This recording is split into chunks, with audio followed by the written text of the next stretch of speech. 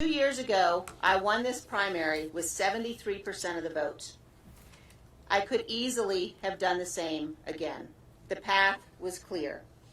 But it would have required that I go along with President Trump's lie about the 2020 election. That was a path I could not and would not take. The great and original champion of our party, Abraham Lincoln, was defeated in elections for the Senate and the House before he won the most important election of all.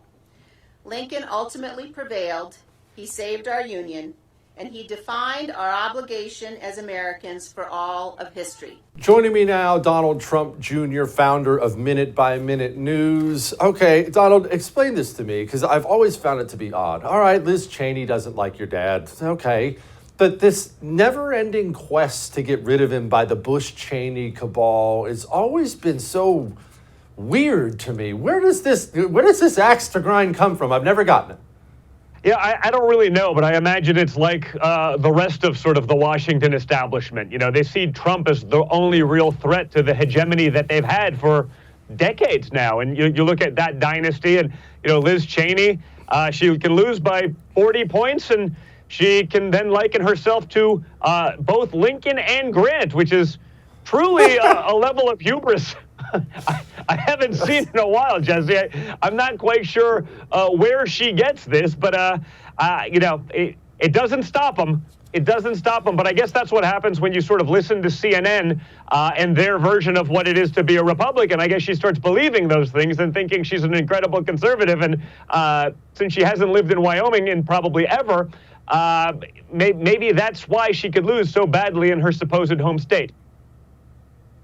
Just so everyone knows, I know Donald Jr. knows this, but a non-interventionist foreign policy is what the entire country was founded on, right? So it's very odd, this Bush-Cheney people claiming that their way is the American way. It's very much not the American way, but she did have something interesting to say about a possible run for president, and once I got done laughing, I actually got concerned. This was her.